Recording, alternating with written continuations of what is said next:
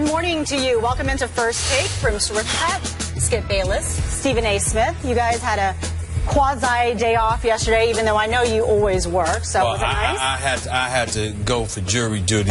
Ultimately, I got out of that at the in the end. I didn't have to stay there for the next several days. I actually thought about it. I was like, what if I was a part of a jury of a murder case or something? I know, that would be awesome. I mean, if you're going to do it big, you know. You could do your Johnny Cochran number. You could just stand up and take over the case. Well, like I said, if I was, I would have beat Johnny Cochran. I know you would. I firmly That's believe what I'm saying. With that evidence. Yeah. I mean, he's the great Johnny Cochran, God rest bless his soul, but I mean, with the evidence, I would have won that case. You guys would be fantastic. Me as a juror, I'm not so sure. We would be pretty good, You would be amazing. I have to say one thing before you get to the first topic.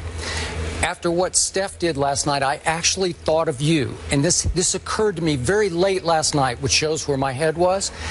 I think you should now change the pronunciation of your name to Stephen A. Smith in honor of Steph Curry, because it's spelled the same, right? Oh. You should be Stephen A. I respect him. He's absolutely phenomenal.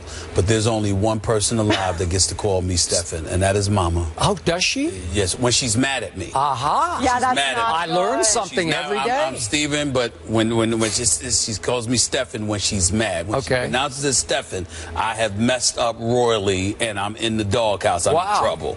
But that's the only time in my life that I've ever been called Stephen, and it will stay that. Okay, well, maybe if Mama's mad. Yeah, maybe it's only one Steph Curry. I ain't got number love for maybe Stephen's mom calls him Steven when she gets mad. Is that possible? Maybe. Well, anything's possible. Yeah. But he's the man right now. He's the man. Yes, he is. Speaking of Steph Curry, we've talked about the Golden State Warriors a lot this season, but the way they continue to play, we can't not talk about them. Last night, the defending champs beat the Miami Heat 118-112 as they improved to 51-5, which is the best 56-game start in NBA history. Steph Curry also tied an NBA record with a three-pointer in 127 consecutive regular season games. Oh, my.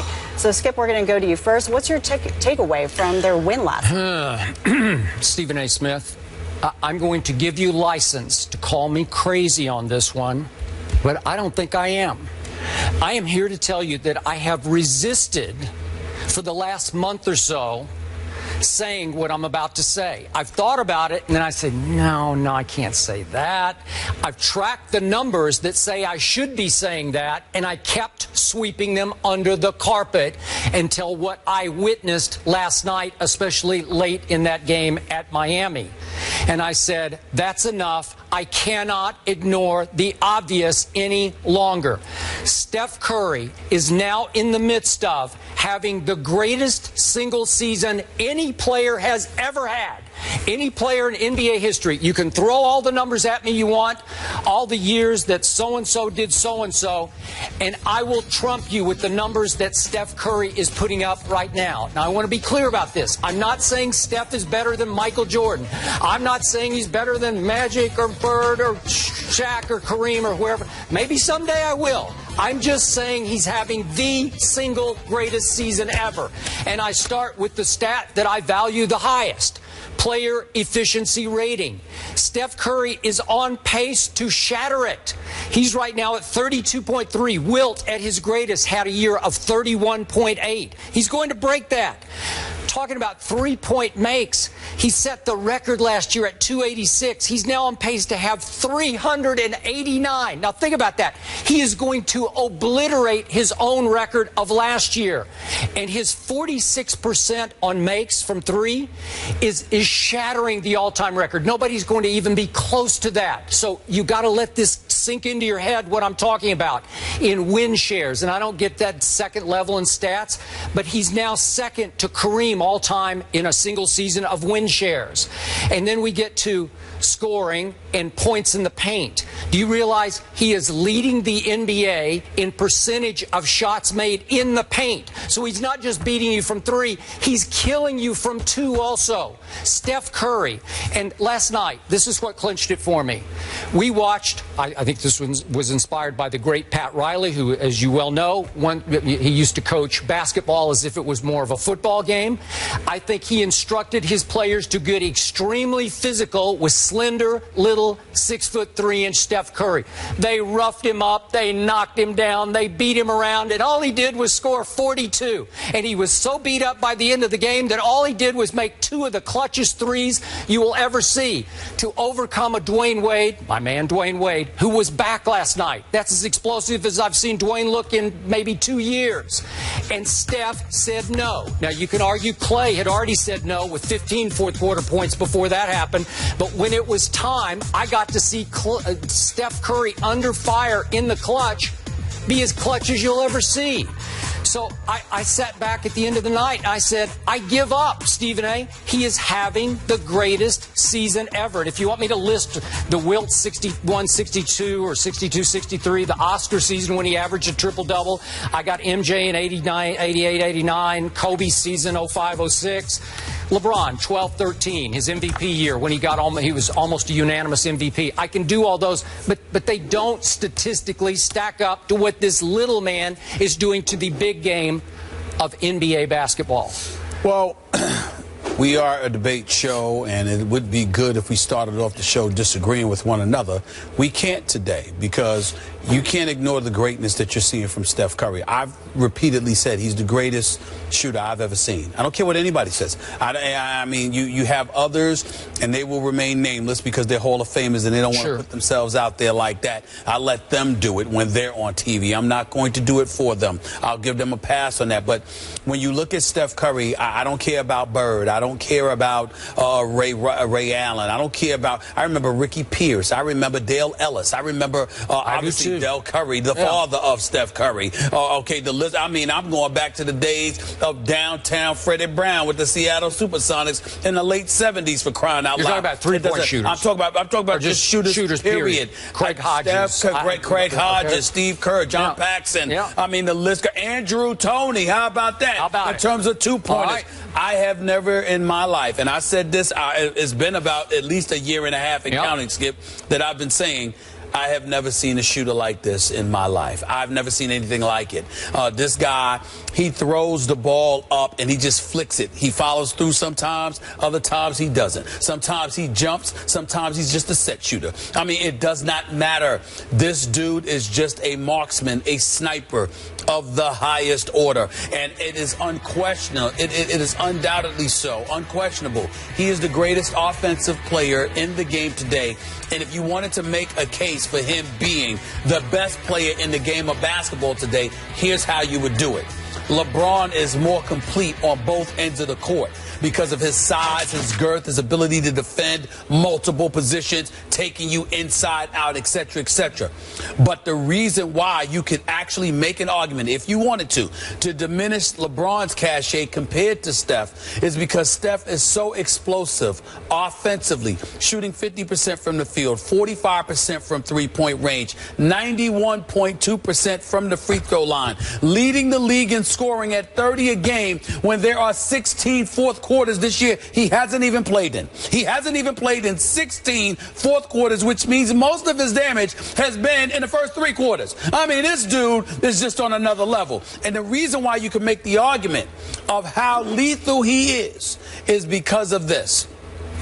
Skip Bayless, when you're on the basketball court and you have such a level of dominance offensively, it instills fears, not just in defenders, but even when the offense gets the ball, because they're under immense pressure to be more efficient because they know they can't stop you.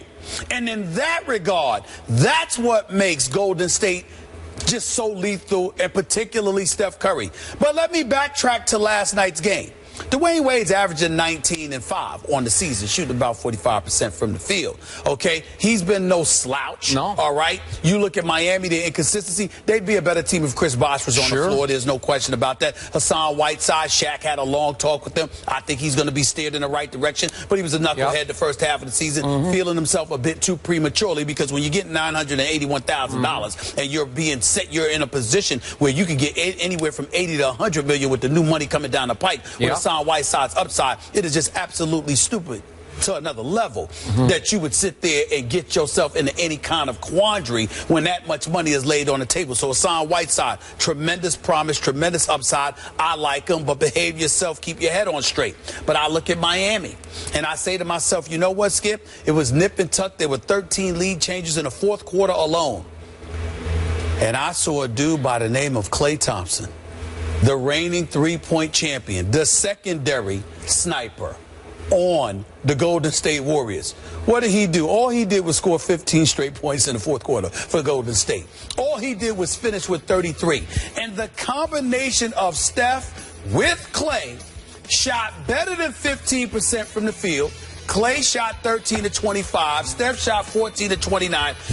Both shot 50% from three-point range. Klay shot 4 of 8. Steph shot 6 of 12. Let's pause for a second and think about this. We know for the most part these dudes are jacking up threes, all right, or long to mid-range twos. And not one, but both of them are shooting 50% from the field. Both of them are shooting 50% from three-point range. I mean, this is something just so special. And I got to tell you, what I loved about last night is, like, thank God it was competitive. Thank God it was nip and tuck. We see Steph Curry, Skip. Look, man, he's I don't want to say revolutionizing the game as if he's showing us something we haven't seen before. He is, from the respect of his marksmanship. But where it's really resonating, to the benefit of the NBA, suddenly you don't need to be 6'8", 6'9", and can fly through the air. Suddenly you could be some average-looking 6'2", 6'3" kid. Muscles ain't coming out your ear. Relatively slender. You know, he's walking around. He could walk on the streets. Look, there's nothing about him that's abnormal, that stands out. And yet, instead of guys being on a playground dunking the basketball and flying through the air, now you're getting guys looking forward to shooting jump shots, looking forward to hitting their free throws, looking forward to implementing those skill sets into the game of basketball, which obviously is going to assist in globalizing the NBA brand. Because not when you just think about the kids from the streets in New York, Chicago, LA, and beyond, now you think about all those European kids out there, too, who can shoot, who can play, who are playing in Europe. You're bringing that element, you're elevating the importance of that element to the game. And to me, it's not a bad thing. It's a bit, what Steph Curry is doing for the game of basketball is something very, very special. Okay, so back to the question. Is he having the greatest single season in the history of this league? You say yes? I can't think of anybody who's had the kind of year that he's having while being a champion. I can think about Jordan, who's been sensational, and maybe we're taking that for granted. If I really look and delve deeper into it, maybe I can peel out a year. So Jordan did average 35 one year. I mean, when you look at what I'll tell you his best year. Yep. 88, 89, when he was just virtually unstoppable. He wasn't a champion. And he didn't win, but he averaged 33, 8 rebounds, shot 54%, and had 15 triple-doubles. Those are his best numbers he put up, and they're not Steph numbers. Right. PERs. But again, we can't bring up the numbers because you said throw numbers aside. You're thinking I'm doing it numbers. I'm saying you think impact, and I'm thinking about impact, and I think about the years that Jordan, when he won titles, when he was leading up to capturing titles, I do see similar impact. I do see that because it was a point where Jordan, it was like, damn, can anybody do anything with him? That's a whole other issue. What you're feeling I agree. Steph. Now, I'm not saying Steph's better than Michael. I didn't say that. I know that. I'm not talking. I'm talking impact. I'm talking impact. If you're asking me who do I want Michael. No, I'm just talking impact. I'm just talking impact in a particular season. All right. So Oscar Robertson, who was on Mike and Mike this morning, he was. In 1961-62, in the dark ages, he averaged a triple-double for the whole year. I'll still take Steph's year, just on the stats that I gave you. I'll give you Kobe, 05-06. Kobe in 05-06 had 6 50-plus point games and 27 40-plus point games, and I will still take Steph on the stats that I gave you. Okay, why? Because of the impact of player efficiency rating. He's going to crush Wilt's all-timer, and Wilt had two great... Listen, Wilt in 61-62 averaged 50 points and 26 rebounds. And the next year he had the highest PER ever, which is 31.8, and Steph is shattering that. It's overall impact on game in and game out that Steph is having a greater impact than even 7'1" Wilt Chamberlain, the Big Dipper, had in those years when he was called unstoppable and once scored 100 points in a game. In 86, 87, Jordan averaged 37. They didn't win the chip. He averaged 35 in 87, 88. He averaged 33.6 in 88, 89. He averaged 32.6 in 92, 93. That was a title year. Obviously, he averaged 30.4, 95, 96, that kind of stuff. Where you see the difference is that Jordan didn't do it shooting threes because he never attempted more than 3 per game in the season. Yeah. All right, that's obviously not the situation with Curry. Curry is using long-range marksmanship. And so when you look at it from that perspective, it buffers your argument, Skip, because if you're that deadly from long range and you've got a partner in Clay who is capable of doing the same, it spreads the floor and allows for more open court, expertise to be put on display. We saw Jordan doing what he did in a congested environment where you're defending him hand in his face. He just absolutely just demoralized you. The game was uglier back then, too.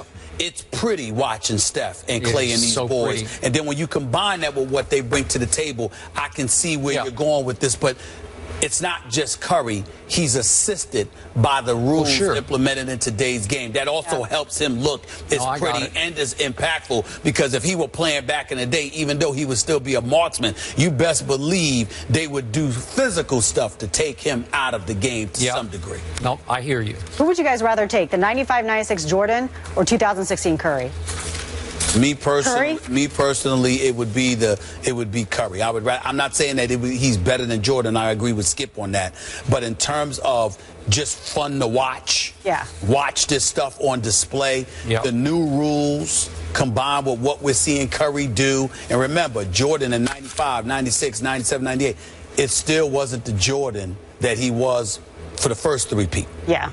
Well, I tell you, Curry and the Warriors, they are so fun to watch. And the Warriors, they're on pace to have the greatest season in NBA history. And now, Skip says that Steph is having the best individual season in NBA history. So we want to ask you guys out there, do you agree? So go on Twitter now and vote in our poll, and we will reveal the results later.